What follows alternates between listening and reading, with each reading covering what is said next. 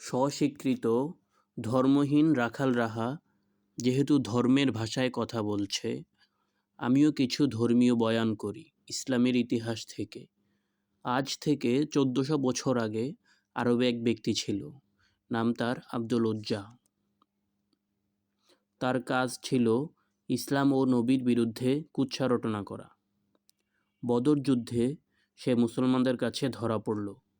ধরা পড়ার পর সে হাত পা ধরে খুবই কাকুতি মিনতি করে বলল এ অপরাধ সে আর করবে না। কিন্তু কয়েক বছর পর উহুদ যুদ্ধে সে ফের ধরা পড়ল। অপরাধ একই, মানে ইসলাম ও নবীর বিরুদ্ধে কুৎসা রটনা করা। এইবারও সে একই উপায়ে হাত পা ধরে কাকুতি মিনতি করে ক্ষমা চাইল আর বলল এই অপরাধ সে আর করবে না।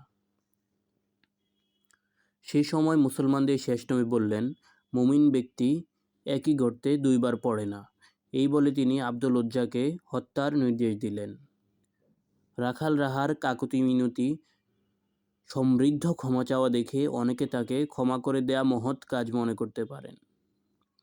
কিন্তু রাখাল রাহা আর আব্দুল উজ্জার মাঝে কোনো পার্থক্য দেখি না। কারণ এটা ক্ষমা চায় ভুল থেকে প্রত্যাবর্তন করার জন্য নয়, পুনরায় ভুল করার জন্য। এই রাখাল রাহা এর আগে সমকামী বিয়ের পক্ষে বলছে। মুসলমানরা সমকামিতা বাধা দেয় বলে মুসলমানদের বিকৃত বিভৎস বলেছে।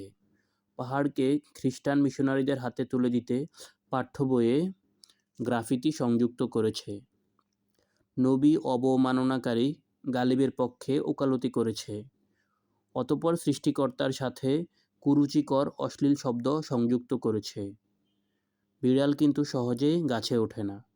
রাখাল সহজে ক্ষমা চায়নি, এখন ফান্দে পড়ে কাঁদতে শুরু করেছে।